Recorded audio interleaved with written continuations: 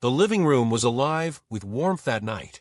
Laughter danced between the walls, mixing with the rich aroma of roasted meat and the gentle chiming of wine glasses.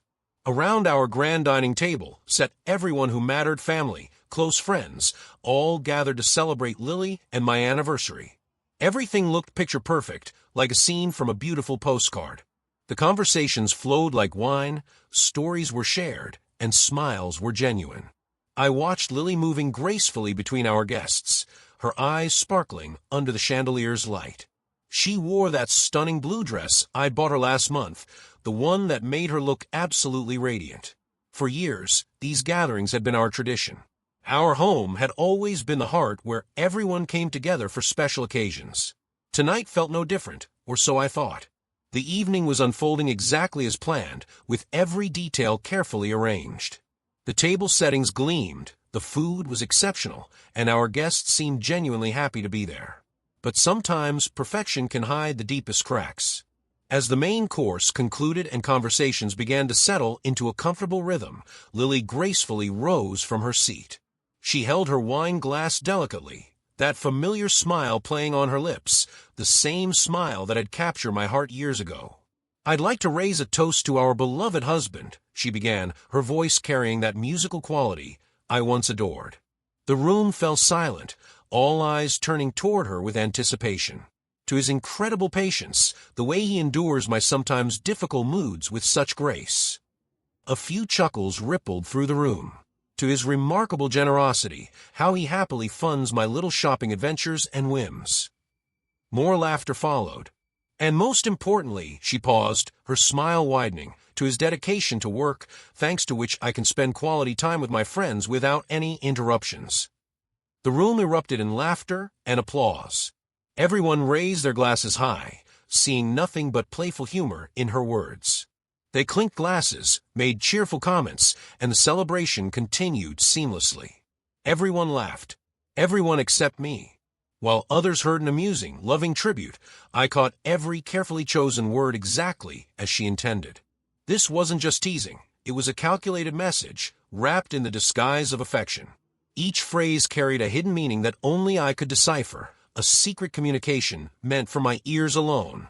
I maintained my composure throughout the remainder of the evening. I poured wine for our guests, engaged in conversations, smiled at the right moments, and played the role of the perfect host. But beneath the surface, something had awakened, a cold determination that surprised even me.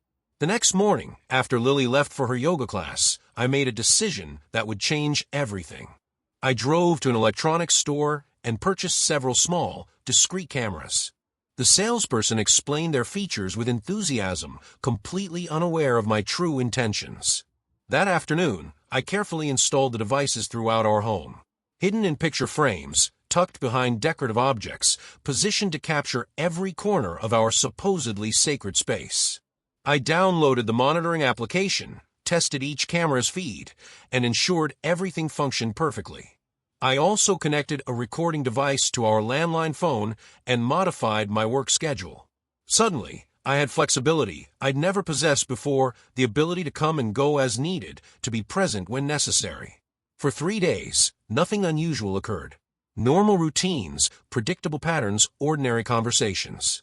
I began to wonder if my suspicions were unfounded, if perhaps I'd misinterpreted her toast after all. Then came the 4th day, and with it, confirmation of my worst fears. The phone call came at exactly 3 in the afternoon. A man's voice, confident and intimate, "Tonight at 8, as usual, beautiful." I sat in my office, staring at the recording device, feeling something cold settle in my chest. 8 o'clock, precisely when I was supposed to be working late, when I was conveniently absent from our home. That evening, I returned silently, parking down the street, and approaching through our back garden.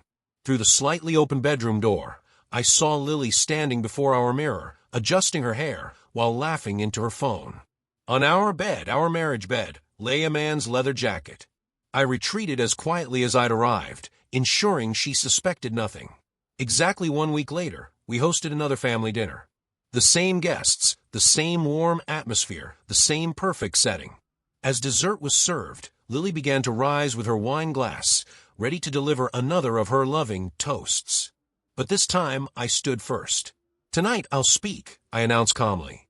"A toast for love. For genuine love. The kind that doesn't hide behind jokes or meet in secret." I placed a manila envelope on the table.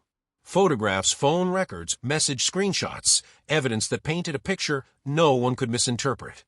The room fell into stunned silence as reality crashed over them like a cold wave. "Lily," I said, my voice steady and clear, "now here's a toast for you. To your freedom. You're going to need it very soon." I raised my glass, drained it completely, and walked toward the door.